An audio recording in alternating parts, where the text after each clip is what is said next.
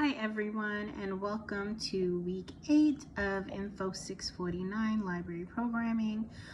This week we're going to be talking about publicizing your programs. Just a little bit of housekeeping. We're coming down to the final stretch, so if you have any questions about your final project, please reach out so that I can respond. I won't be able to give any extensions for the final project because I have to submit the grades for the semester. Also, as a reminder, you get a 1-week break for Thanksgiving. I just want to say to anyone who has served in the military, thank you for your service, and as well as anyone who has family that has served, I hope that everyone had or is having, depending on when you celebrate, a happy Veterans Day. So let's get started. No matter how well you've matched your program to the needs of your community, and no matter how carefully and creatively you've designed it, your library program is worthless if no one attends, right? This means that publicity, marketing, and advertising is a crucial component of a successful programming in regards to its planning and design. As a rule of thumb, about 2% of an organization's gross operating budget should be devoted to advertising and marketing. Generally, this means that at least 10% of the budget funds and planning time for any program should be devoted to publicity efforts. And often new programs that you've never offered before, the funds and staff time devoted to the publicity of these types of events should be even higher. More than ever before today, it's important to market library programs to the community. Libraries have not traditionally marketed their services and resources, and many librarians still find the idea unpalatable. But competition, especially from the internet, has made marketing a necessity. Libraries must communicate their value to customers, as well as changes libraries are making to satisfy customers' expressed needs and wants. Promoting the benefit of existing resources and services is one way to do that. Advertising new resources and services is another. Both actions are elements of marketing campaign, and that's according to Hiller, Shilley, and Self, 2004. So why should you engage in marketing your library programs, other than to get more people to attend them? To answer this question, you must go back to your library mission and your goals for the program. Marketing and advertising can help you better meet your mission and better reach your program goals. Marketing library services is more than just publicity and promotion. It's more than just increasing circulation statistics.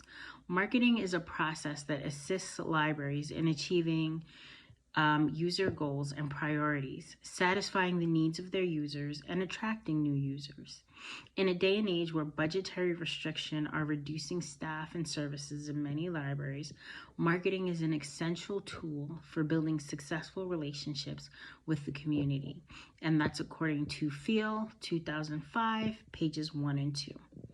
Marketing should be a sustained, planned effort as opposed to a one-shot effort for each particular program that the library offers.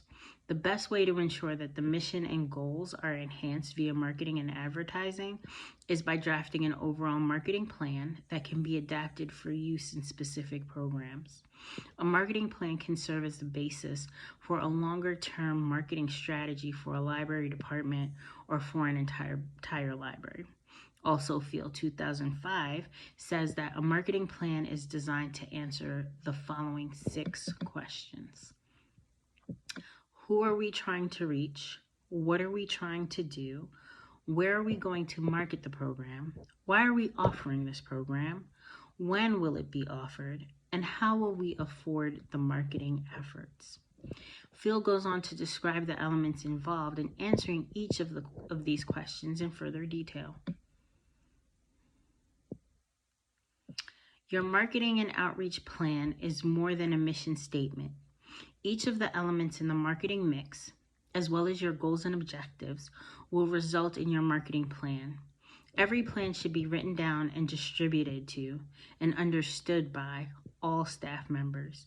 It should include all related district priorities determined through internal and external strategic planning process.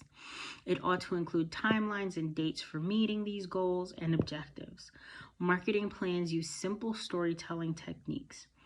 Find the answers to the questions of who, what, where, why, when, and how, and you will have your library marketing story. Who are we trying to reach? The library serves all people. When developing an outreach effort, your who should be specific. If your goal is to reach elementary school children, it should say so. If there are specific populations within that group, then be sure to note that as well. What are we trying to do? Will you be promoting the library? What will you promote? Story times, electronic resources, fiction titles, computer use, the library website. Be very specific in what you are trying to do. Know your product and then articulate it. Where are we going to do it? Will you go to schools and other community agencies? Are you already going there? If possible, when contacting the agencies, such as schools and community centers, try to rank their enthusiasm and willingness to work with you. The most enthusiastic groups should be your first contacts. Why are we doing it? Identify the need that has been determined during the missions, goals, and objectives stage of your program planning, and then focus your marketing efforts on reaching those goals. When is it done? Will marketing be in the evenings, mornings, after school? Be sure to consider the staffing for the project. Will it be shared staffing, a team comprised of members from various library locations, or private staffing, a team dedicated only to the efforts of this program? When are the team members available, and what are their schedules? How will we afford the marketing? Where is the funding for marketing coming from? What is funded? Are funds to pay for staff members' time included? How will the library afford staff through either reallocation or creating new positions? Field 2005, page 13 through 15. Remember that your target audience should include both library users and non-users in order to encourage new users to take advantage of library services. In addition to staff time, publicity requires the use of standard marketing tools to reach your target audience. Common print marketing tools include flyers, newsletters, mailing lists, press releases, public service announcements, paid advertising, and direct publicity. Common digital tools include posts on social media, direct mails, ads on the library website, and paid online ads. This week's readings about library program publicity should give you enough basic information to be able to start the marketing and advertising of your library programs. Keep in mind that as you read the materials, that successful programming publicity means more than just a large number of people attending your programs. More important than attracting huge numbers of attendees is attracting the best number of attendees for each program. That is, on paper, 75 attendees of a toddler story time might indicate to library administration and to library funders great success in that program. But to the 75 toddlers who were crowded into the story time room and they were unable to hear the stories or to see the story reader, the program would probably be a failure. And very little learning would probably have taken place. This means that we should be careful in our publicity efforts and make sure that we don't over-advertise our services and end up with reduced quality of programs. That is very, very important. When you're planning a program and for the marketing, consider the space that you have. because it can result in negative press for your library if you market the program too widely and you don't have adequate space. It's also important to keep your message simple and clear to avoid confusing your audience. The key to good marketing is to promote one thing at a time. Potter, 2013. So, in the notes, I'm going to give you 2 examples of 2 different posters as per Potter's website, and I want you to take a look at these. Poster 1 is not a good example because it's too crowded. It's too wordy. Poster 2 is very simple and direct. So, just to go back. Poster 2, which is less wordy, is more effective as its simple, clear message focuses on just one library service. Poster 1 lists so many services that viewers of the poster are likely to forget all of them.